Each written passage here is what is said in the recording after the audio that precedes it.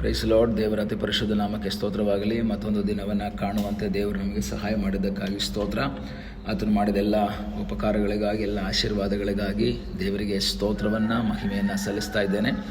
ಇಂದಿನ ವೇದ ಅಧ್ಯಯನಕ್ಕಾಗಿ ಒಂದು ವಾಕ್ಯವನ್ನು ಓದಿಕೊಳ್ಳೋಣ. 1 ಸಮುವೇಲನ ಪುಸ್ತಕ 1ನೇ ಅಧ್ಯಾಯ 18ನೇ ವಾಕ್ಯ.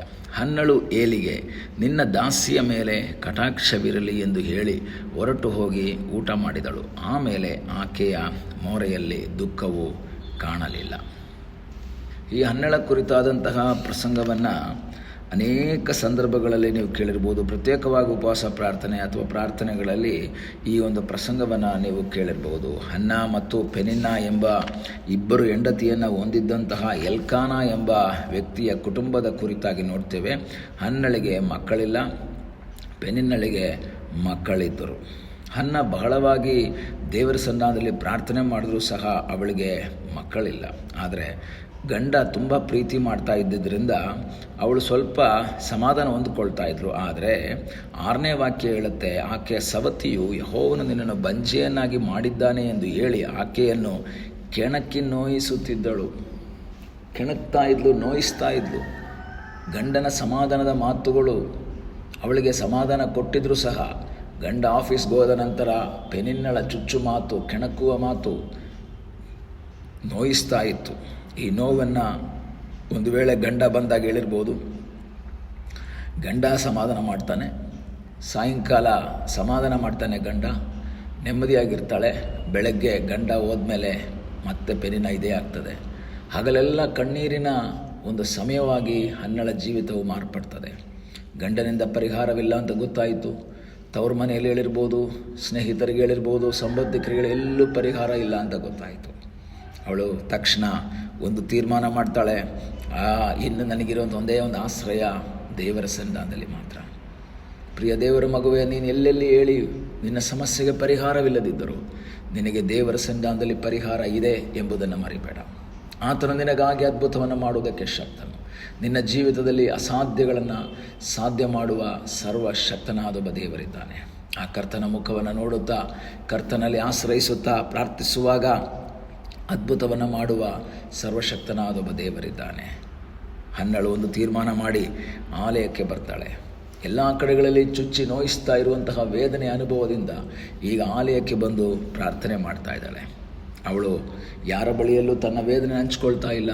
ಅವಳು ದೇವರ ಸನ್ನಿಧಾನದಲ್ಲಿ ಪ್ರಾರ್ಥನೆ ಮಾಡ್ತಾ ಇರುವಾಗ ನಮಗೆ ಗೊತ್ತು, ಏಲಿ ನೋಡ್ತಾನೆ, ಶಬ್ದ ಏನು ಕೇಳ್ತಾ ಇಲ್ಲ, ತುಟಿ ಮಾತ್ರ ಅಲ್ಲಾಡ್ತಾ ಇದೆ. ಏಲಿ ಕೇಳ್ತಾನೆ, ಏನಮ್ಮ ನೀನು ಮದ್ಯಪಾನ ಮಾಡಿದೀಯಾ? ಏನು ಶಬ್ದ ಕೇಳಿಸ್ತಾ ಇಲ್ಲ. ಅವಳು ಹೇಳುವಂತಹ ಒಂದು ಮಾತು, ನಾನು ಮದ್ಯಪಾನ ಮಾಡಿಲ್ಲ, ನಾನು ನನ್ನ ಮನೋವೇದನೆಯನ್ನು ಯೆಹೋವನ ಮುಂದೆ ಒಯ್ದಿದ್ದೇನೆ. ನನ್ನ ವೇದನೆ, ನನ್ನ ಚಿಂತೆ, ನನ್ನ ದುಃಖ ಎಲ್ಲವನ್ನು ನಾನು ದೇವರ ಹತ್ರ ಹೇಳ್ತಾ ಇದ್ದೀನಿ. ಯಾಕೆಂದರೆ ಗಂಡನ ಹತ್ರ ಹೇಳಿದೆ, ಎಲ್ಲ ಕಡೆಗಳಲ್ಲಿ ಹೇಳಿದೆ, ಎಲ್ಲೂ ನನಗೆ ಪರಿಹಾರ ಸಿಕ್ಕಲಿಲ್ಲ. ಎಲ್ಲೂ ಪರಿಹಾರ ಸಿಗದೇ ಇದ್ದಾಗ ಇರುವಂಥ ಒಂದೇ ಒಂದು ಸ್ಥಳ, ಅದು ದೇವರ ಸನ್ನಿಧಿ ಮಾತ್ರ.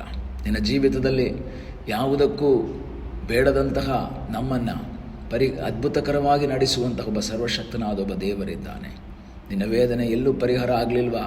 ನಿನಗೆ ದೇವರ ಸನ್ನಿಧಾನದಲ್ಲಿ ಪರಿಹಾರ ಇದೆ. ದೇವರ ಬಳಿಯಲ್ಲಿ ಬಾ. ಹನ್ನಳು ನಂಬಿಕೆಯಿಂದ ದೇವರ ಸನ್ನಿಧಾನದಲ್ಲಿ ಪ್ರಾರ್ಥನೆ ಮಾಡುವಾಗ ಅವಳಿಗಾಗಿ ಅದ್ಭುತ ಮಾಡುವಂತಹ ಒಬ್ಬ ದೇವರಿದ್ದಾನೆ. ಅವಳ ಚಿಂತೆಯನ್ನು, ವ್ಯಥೆಯನ್ನು, ಮನೋವೇದನೆಯನ್ನು ಎಲ್ಲವನ್ನ ದೇವರ ಸನ್ನಿಧಾನದಲ್ಲಿ ಹೇಳ್ತಾ ಇದ್ದಾಳೆ. ಅವಳು ಹೇಳ್ತಾಳೆ, ನನ್ನ ಮನೋವೇದನೆಯನ್ನು ಯೆಹೋವನ ಮುಂದೆ ಒಯ್ದಿದ್ದೇನೆ. ಈವರೆಗೆ ನನ್ನ ಹೆಚ್ಚಾದ ಚಿಂತೆಯನ್ನು, ವ್ಯಥೆಯನ್ನು ಅರಿಕೆ ಮಾಡ್ಕೊಳ್ತಾ ಇದ್ದೆ. ಅವಳು ತನ್ನ ವೇದನೆಯನ್ನು ಅರಿಕೆ ಮಾಡ್ಕೊಳ್ತಾ ಇದ್ದಾಳೆ, ತನ್ನ ದುಃಖವನ್ನು ಅರಿಕೆ ಮಾಡ್ಕೊಳ್ತಾ ಇದ್ದಾಳೆ ದೇವರ ಹತ್ರ. ಕಳೆದ ದಿವಸ ನಾನು ಯೋಚನೆ ಮಾಡ್ತಾ ಇದ್ದೆ, ಮೊರೆ ಇಟ್ಟು ಕೂಗುವಂತಹ ದಾವೀದನನ್ನು ನೋಡ್ತೀವಿ. ಆ ಶಬ್ದವನ್ನು ದೇವರು ಕೇಳಿಸ್ಕೊಳ್ತಾರೆ. ಆದರೆ ತುಟಿ ಮಾತ್ರ ಅಲ್ಲಾಡ್ತಾ ಇದೆ. ಏಲಿಗೂ ಸಹ ಶಬ್ದ ಕೇಳ್ತಾ ಇಲ್ಲ. ಹತ್ತಿರದಲ್ಲಿರುವ ಏಲಿಗೆ ಅವಳ ಪ್ರಾರ್ಥನೆ ಶಬ್ದ ಕೇಳ್ತಾ ಇಲ್ಲ. ಆದರೆ ಬಹಳ ದೂರದಲ್ಲಿ ಪರಲೋಕದಲ್ಲಿರುವಂಥ ದೇವರಿಗೆ ಆ ಶಬ್ದ ಕೇಳಿಸ್ತಾ ಇದೆ. ನಿನ್ನ ಜೀವಿತದಲ್ಲಿ ಒಂದು ವೇಳೆ ನಿನ್ನ ಹೃದಯದ ಅಂತರಾಳದಲ್ಲಿರುವಂಥ ವೇದನೆ ನಿನ್ನ ಗಂಡನಿಗೆ ಗೊತ್ತಿಲ್ಲದೆ ಇರ್ಬೋದು, ನಿನ್ನ ಹೆಂಡತಿಗೆ, ನಿನ್ನ ಮಕ್ಕಳಿಗೆ, ನಿನ್ನ ತಂದೆ ತಾಯಿಗೆ ಗೊತ್ತಿಲ್ಲದೆ ಇರ್ಬೋದು.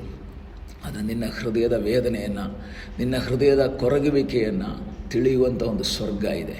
ಆ ಪರಲೋಕದ ದೇವರು ನಿನ್ನ ಶಬ್ದವನ್ನು ಕೇಳಿಸ್ಕೊಳ್ತಾನೆ.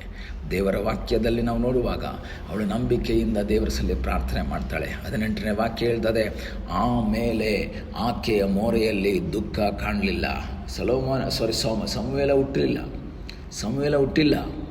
ಆದರೂ ಸಹ ಪ್ರಾರ್ಥನೆ ಮುಗಿಸ್ಕೊಂಡು ಮನೆಗೆ ಹೋಗ್ತಾ ಇರಬೇಕಾದ್ರೆ ಅವಳ ಮುಖದಲ್ಲಿ ದುಃಖ ಕಾಣಿಸ್ತಾ ಇಲ್ಲ. ಕಾರಣ, ಅವಳ ಜೀವಿತದಲ್ಲಿ ಒಂದು ನಂಬಿಕೆ ಉಂಟಾಯಿತು. ನನ್ನ ದೇವರು ನನ್ನ ಪ್ರಾರ್ಥನೆಯನ್ನು ಕೇಳಿದ್ದಾನೆ, ನನಗೆ ಬಿಡುಗಡೆಯನ್ನು ಕೊಟ್ಟಿದ್ದಾನೆ, ತಕ್ಕ ಸಮಯದಲ್ಲಿ ನನಗಾಗಿ ಅದ್ಭುತವನ್ನು ಮಾಡುವ ಸರ್ವಶಕ್ತನಾದ ಒಬ್ಬ ದೇವರಿದ್ದಾನೆ ಎಂಬ ಒಂದು ನಂಬಿಕೆ ಅವಳ ಜೀವಿತದಲ್ಲಿ ಉಂಟಾದದ್ದರಿಂದ ದೇವರ ಸಂಧಾನದಲ್ಲಿ ನಂಬಿಕೆಯಿಂದ ಹೊರಡ್ತಾ ಇದ್ದಾಳೆ.